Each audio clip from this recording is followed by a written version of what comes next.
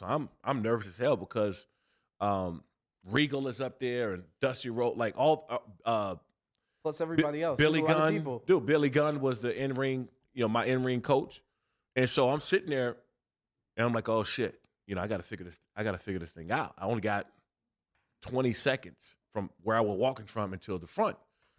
And so I just jumped into character and I just started ripping on everybody there because I seen everybody's promo. And so I was already taking, mental notes like Xavier. Xavier just went up.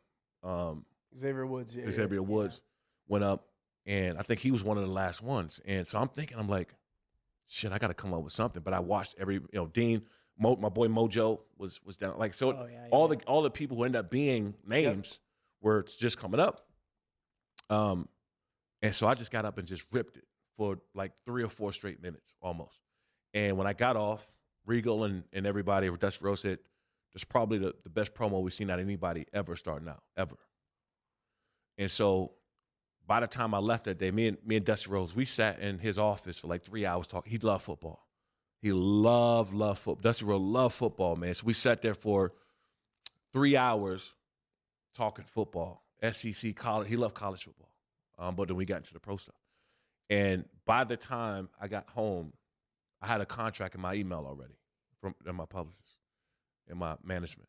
It's funny that you say that you're so good at promos because one of the things with The Rock, when he brings up jabroni and a lot of his trash talk was really what he picked up when he was in Miami, and that was just the slang that they was using on the football field, and he just brought that. That's a crazy story that everything you just told me. Thank you for saying that. Billy Gunn was your main coach. Who else?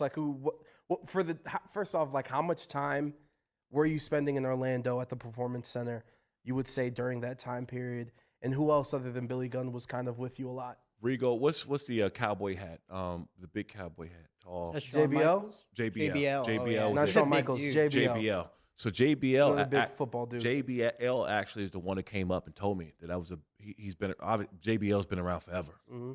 And he was the one that told me, he said, this is one of the best promos I've ever seen anybody that's never practiced. Wow. Ever. He said, ever, I've never seen it. And what's crazy is, so I was working out. They were trying to see how much they can get out of me in the ring. We went for an hour straight, nonstop in the ring. Off the ropes, flip, flat, off the ropes, jump, flip, flap.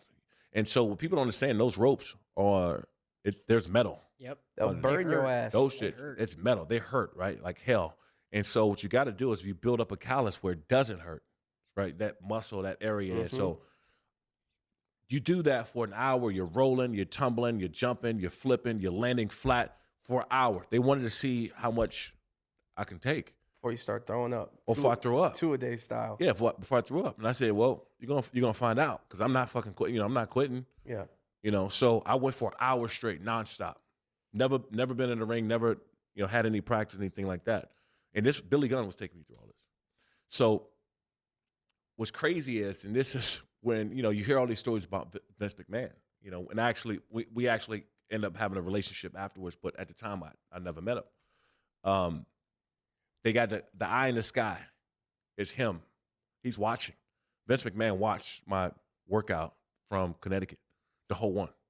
So he was the one that kind of gave the green light after he seen me do everything. Wow. The JBL called him and said, Shawn on the mic is really good. And that's why they offered the contract. So they had like a cam on you and he was watching the whole time. Stanford. The Vince cam. Just connected to anything that he sees. What was that first conversation with Vince like? It was cool, and I'll tell you why, and I'll tell you why I have even a lot of knowledge and some success I'm having now, right? You would think somebody that been in the industry that long is kind of hands off, right? Vince he's next level with everything he has his hand on. And we were walking, I think it was a SmackDown or Monday Night Raw. It's one of them that I was actually hosting, right? Doing a post shows. But I was there early. I wanted to meet everybody, meet the production, meet everybody, and kind of go around. That's I always show up super early. And so I saw Vince, and he was walking down the ramp, and nobody was in there. It was just him and like 7, 8 other people behind him. They were all walking down the ramp, and then Vince looked up, and it was like this light bulb that was like faced the other direction. Mm-hmm. And he looked up, and he was like, "Hey," he tapped the guy that was behind him. I forgot who it was. Tapped the guy behind him. Said, "Hey, fix." I'm like, "There's 1,000 lights in there." I'm like, Micromanager. "Yeah," and I was Yeah. like, "What?" I said, first of all, how do you even see it in the first place? But to be that involved, and so I started spending some time with him, and he's just he's next level Mm-hmm. when it comes to a lot of that, and I actually learned a lot from Vince McMahon being around him because it was nothing that he didn't do, nothing he Oh, didn't yeah. have his hands on. He wouldn't ask you to do anything that he wouldn't do himself. He did everything right. He had his hands on every single thing that moved, and he basically told me like that's what you have to do to have that type of success. And from that point on, that's what I did. Nothing happened around me that I wouldn't do. Oh my God. Well, there was, I think Rob Gronkowski was supposed to host WrestleMania the year of the pandemic, right? And Vince wanted him to jump back first off of like a catapult that was like 20 feet high. And Rob's like, I don't know if I'm going to do that. And Vince is like, no, it's easy. I'll show you. So 75-year-old Vince McMahon goes up to the catapult, does it without even hesitating, and falls straight back on the padding that they had for him down there. And as soon as he hits it, he goes, "See, Rob? Easy. Piece of cake. You do Yo. it." And Rob's like, I still don't want to do it. That dude, honestly, that was him. And I spent a good amount of time around him, but I think that just me being around that and having the opportunity to see that, because from the outside, you're like, okay, it's Vince McMahon, who grew this whole entertainment business. I mean, he is wrestling. He grew everything that was going on from where wrestling was super regional, super local back in the day to a big conglomerate.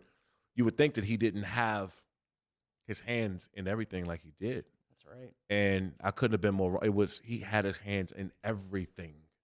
And he told me, he said, that's if you want to be great in this business and be successful, this is what you got to do. Mm-hmm. And from that point on, I said, okay, that's what I'm doing. How much of that do you take away from starting, obviously, Extreme Fighting when it comes to Lights Out? Because Vince McMahon is a prime example of someone who's built this global empire conglomerate. What's the word? Conglomerate. Thank you. That's why you're here. It's an underrated word, by the way, But conglomerate.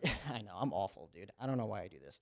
But he had to negotiate, deal with, and just adapt to all of these different egos, all of these different personalities. Look at Brock Lesnar. Not an easy guy to deal with, I've heard from behind the scenes. Yeah. All of these people, like today, you got Logan Paul coming in. It's like that guy's got an ego in some sorts. He's there to learn a lot, but like Shawn Michaels, The Undertaker, John Cena, Dwayne Johnson.